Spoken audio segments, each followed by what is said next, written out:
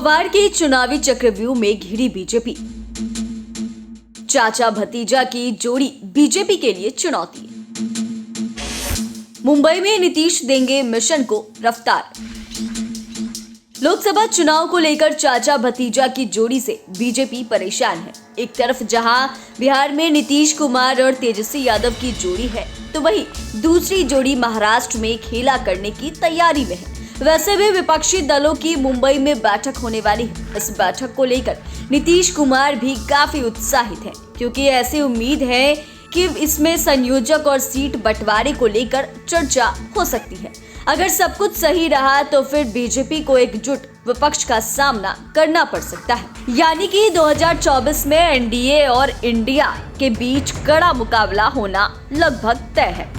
लेकिन इसके लिए यह जरूरी है कि राज्यों के क्षेत्रीय दल भी मजबूत रहें। इसी कड़ी में एनसीपी को मजबूत करने के लिए शरद पवार ने कुछ ऐसा कर दिया है जिससे एक तरफ जहां बीजेपी को झटका लगने की संभावना है, तो दूसरी तरफ नीतीश कुमार का मिशन 2024 का सपना पूरा होता नजर आ रहा है। दरअसल राजनीति में कब क्या हो जाए कोई नहीं जानता। यहाँ कब सहयोगी विरोधी बन जाए और विरोधी सहयोगी कोई नहीं कह सकता। कुछ ऐसा ही महाराष्ट्र में देखने को मिल रहा है। गौरतलब है कि बीते दिनों अजीत पवार ने बीजेपी के साथ गठबंधन करके विपक्ष को जोर का झटका दिया था। हालांकि इन सब के बाद भी शरद पवार बेंगलोर में विपक्षी दलों की बैठक में शामिल हुए। ऐसे करके उन्होंने यह संकेत देने की कोशिश की थी कि एनसीपी अभी भी उनकी पार्टी है और वह विपक्ष के साथ है। चूंकि महाराष्ट्र में पहले ही शिवसेना बिखर चुकी है, ऐसे में अगर एनसीपी भी पूरी तरह से बिखर जाती है तो फिर महाराष्ट्र में बीजेपी को रोकना मुश्किल हो जाता। लेकिन अब शरद पवार ने ऐसा संकेत दिया है कि एनसीपी एकजुट है, जो कि बीजेपी के माथे पर चिंता की लकीरें ला सकती है। आपको बता दें कि शरद पवार ने कहा कि एनसीपी में कोई फूट नहीं पड़ी है। उन्होंने कहा कि यह सच है कि कुछ विधायक चले गए हैं, लेकिन विधायकों का मतलब राजनीतिक दल नहीं है।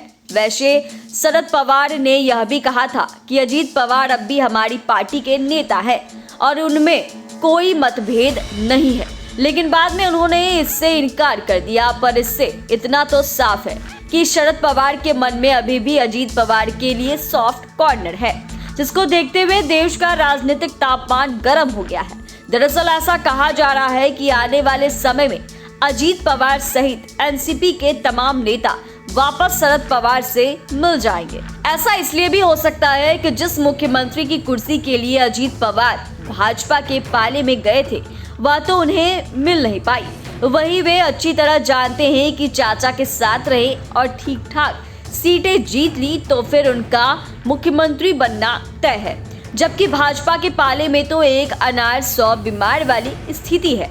ऐसे में उनका नंबर आएगा भी या नहीं, इसका कोई भरोसा नहीं है। दूसरी तरफ भाजपा को भी अजीत पवार से कोई खास फायदा होता नहीं दिख रहा। भाजपा अब अच्छी तरह से जानती है कि शरद पवार जब तक दूर बैठे हैं तब तक एनसीपी समर्थकों का वोट उनके पक्ष में आना मुश्किल है। हालांकि उनकी उम्र हो चुकी है, लेकिन अब भी वह वोट खींचने वाली मशीन है। एनसीपी में उनके अलावा कोई नहीं है जो इतनी ताकत रखता है। ऐसे में अजीत पवार के जाने से बीजेपी भी कोई ज्यादा परेशान नहीं होगी।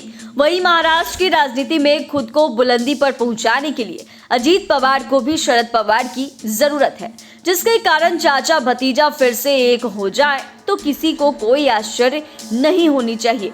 वैसे भी अजीत पवार को इससे पहले शरद पवार ने माफ कर दिया था, जब उन्होंने पहली बार बीजेपी के साथ चुपके चुप्पे उप मुख्यमंत्री पद की शपथ ले ली थी। अगर ऐसा फिर हुआ तो इसका प्रभाव महाराष्ट्र सहित देश की राजनीति पर भी पड़ सकता है।